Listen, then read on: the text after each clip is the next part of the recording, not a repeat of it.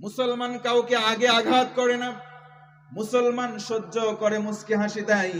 মুসলমানকে কেউ গালি দিলে আঘাত করা শেখায় না, ইসলাম শেখায় কোমল আচরণ। কথা বলেন ঠিক কিনা?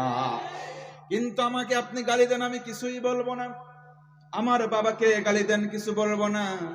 আমার দাদাকে গালি দেন, তবু কিছু বলবো না। কিন্তু আপনি সাবধান হয়ে যান, শুনে রাখেন, ইসলামকে আমরা মান্য করি, আমরা হলাম মুসলিম। আপনারা যদি আমাকে গালি দেন, কিছুই বলবো না। আমার বাবা দাদাকে গালি দেন, কি করেছিস? ছেলে বলতেছে, মা সত্যি করে বলছি, কসম করে মিষ্টি সাতটায় খেয়ে ফেলেছে। তবে মা, মিষ্টি খাওয়ার সময় দেখি মিষ্টির মধ্যে ছোট ছোট দানা ছিল, বিসি ছিল, বের করে জানলা দুই পাশে ফেলে দিচ্ছে। আমি হাসির খোরাকি দেয় নাই, হাসেন কেন? কেউ যদি তেতো জিনিস খেতে না চায়, তেতো ঔষধ খেতে না চায়, মিষ্টি দিয়ে মুড়িয়েও তাকে খাওয়ানো সম্ভব। কোরআন যদি মেডিসিন হয়, এটা তেতোও হবে, মিষ্টিও হবে। কারণ কোরআনের মধ্যে কিছু আয়াত আছে, আপনার এগেইনস্টে গেলে এটা তেতো লাগবে আপনার কাছে। কথা বলেন ঠিক কিনা? আবার কিছু মিষ্টি আছে, এটা মিষ্টি লাগবে।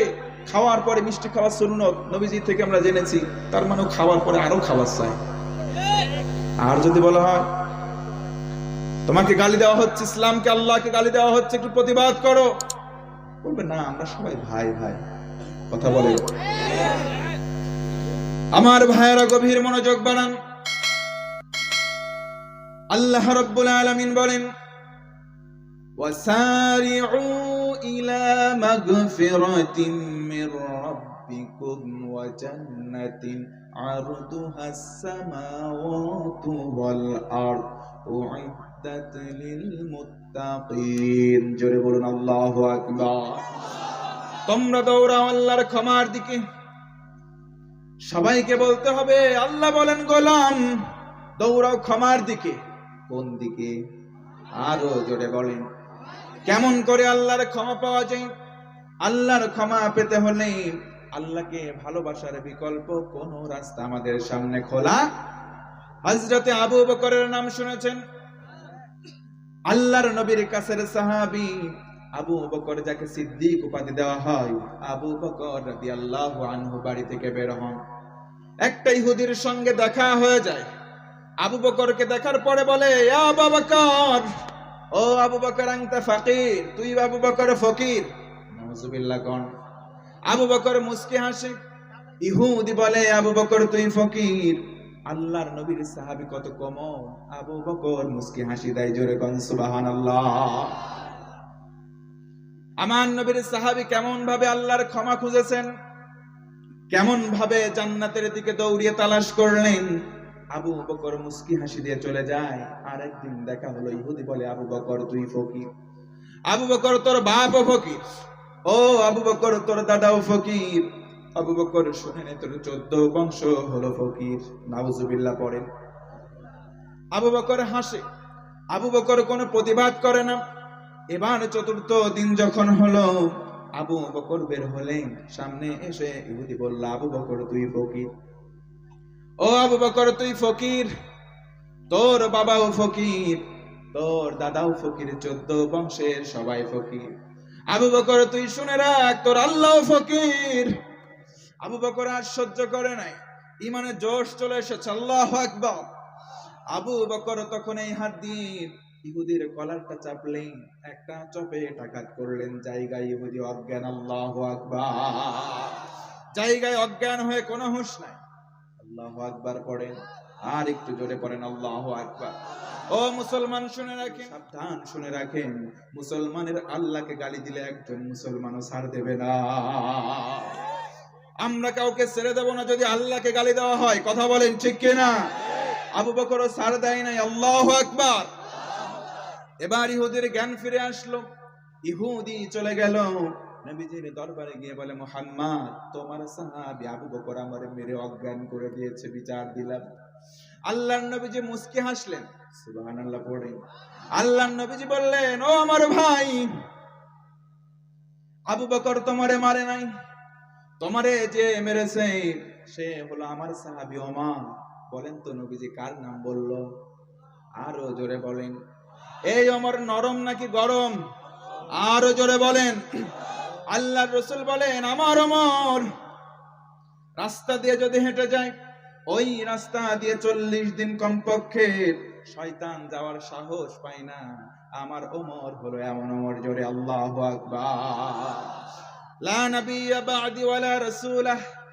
আল্লাহর রাসূল বলেন, শোনো উম্মতেরা, আমার সাহাবীরা শোনো, আমার পরে কোন নবী নাই, কোন রাসূল নাই, আমার পরে কোন নবীও আসবে না, আমার পরে কোন রাসূল আসবে না।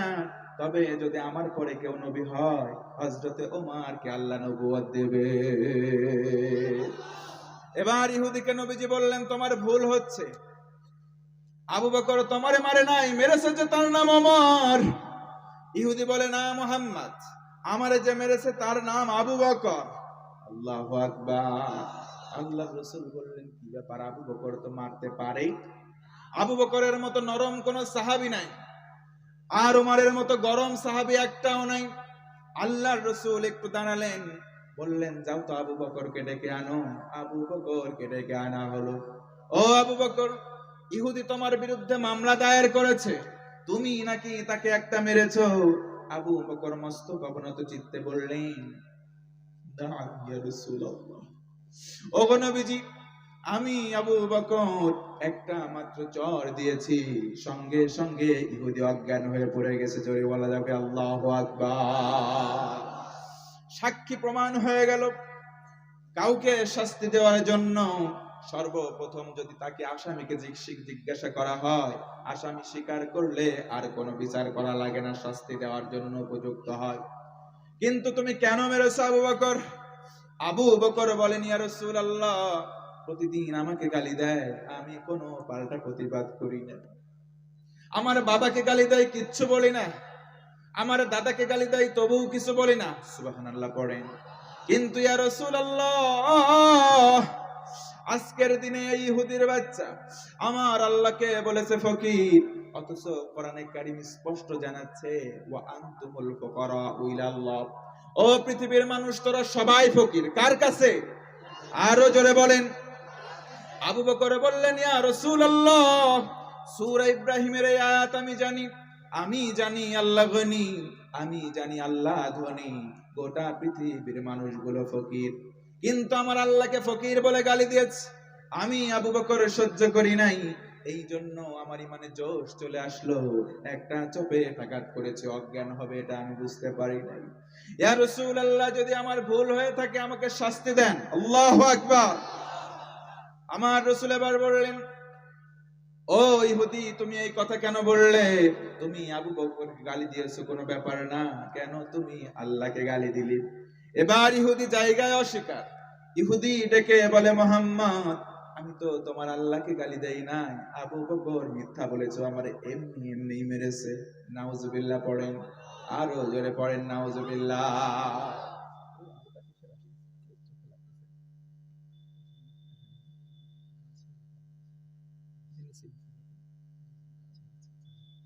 কষ্ট হচ্ছে? কষ্ট হচ্ছে? অনেকে উঠাউঠি করতেছে, কষ্ট পাচ্ছে? হ্যাঁ, চুপ করে থাক, থাক। কষ্ট যদি না হয় চলবে, না হলে বলবেন মোনাজাত দিয়ে দেবো। কষ্ট হচ্ছে? থাকবেন তো? মুরব্বীদের একটু সাইড করে দেবেন, 1 নম্বর 2 নম্বর হাজত ছেড়ে এসে আবার বসবে ইনশাআল্লাহ। যুবকরা আজকে কোরআনের মাহফিল শুনতে চায় না, তা আমার চোখে যত দূর দেখা যায় এখানে ম্যাক্সিমাম সব যুবক। হ্যাঁ, যুবকরা আজকে তো মানে অন্যরকম হয়ে গেছে, রাস্তা দিয়ে যায় আর কয়, তোর কোন কোন জায়গায় ব্যথা রে, দেখছে সব মুখস্থ এদের, সব মুখস্থ, চারিদিকে যায়, চারিদিকে এরা যায়। হ্যাঁ, আবার আরেকজন বলে, কি বলতে চাস বন্ধুরে তুই এমনি এমনি। হ্যাঁ, কথা কয় না যুবক, যা থাকিস কেন, কি কবি ক। ওই দেখেন পরের লাইন বলে দিচ্ছে, তুই কইলেই তো আমি কব। ওই দেখেন সব চালাক। এইগুলোর সঙ্গে আমাদের কোনো সম্পর্ক থাকতে পারে? গান মিথ্যা কথা, গানগুলো কি মিথ্যা কথা। গানের মধ্যে বলে, আমি সাগরে ঢেউ থামাবো শুধু ভালোবাসা দিয়ে। এত বড় সাহস, আমি পাথরে ঢেউ কি ফুল ফুটাবো শুধু ভালোবাসা দিয়ে। ওর ভালোবাসা এত হয়েছে, অথচ এখানে হাত তুলতে বললে অধিকাংশ যুবকরা প্রেমে সেঁকা খায় বেকা হয়ে গেছে। আবার ওইদিকে বলে ফুল ফুটাবে পাথরে। অনেকে ফেসবুক ব্যবহার করে মেয়ের ছবিতে, মেয়ের আইডি দিয়ে ব্যবহার করে ট্রান্সজেন্ডার সাজতে চায়। আমাদের বাংলাদেশের বলে ওদেরকে হিজড়া। এই কথা বলে না কেন? তুমি যদি বিয়ের আগে হিজড়া সাজো, বিয়ের পরে বউ থাকবে? মেয়েদেরও দোষ আছে ভাই, মহিলা তাদের অভিভাবকেরও দোষ আছে। যদি একজন সুন্দর নামাজ কালাম 5 ওয়াক্ত পড়ে, 500 টাকা দিন কামাই করে, যদি বলা হয় তোমার মেয়েটা সুন্দর, আমার এই ছেলেটার সাথে বিয়ে দাও, মেয়ের বাপ যদিও রাজি হতে চায়, মেয়ের মা যদিও রাজি হতে চায়, মেয়ের খালারা এসে বলে না, সরকারি যদি চাকরিজীবী একটা হয় তাহলে বিয়ে দেওয়া যায়।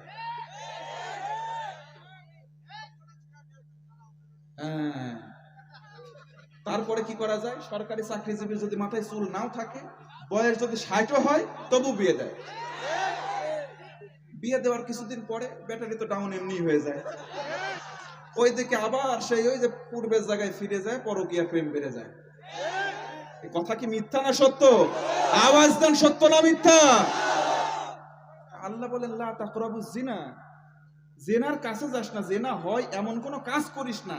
এই আয়াতের তাফসিরে মুফাসসির, সব আধুনিক তাফসিরের মুফাসসিররা বলেন বিবাহ প্রতিবন্ধকতা করা যাবে না, যদি করেন এটা ওয়ালা তাকরাবুজ জিনা এই আয়াতের বিরুদ্ধাচরণ হয়ে যায়। বিয়েকে সহজ করতে হবে। কথা বলেন ঠিক কিনা?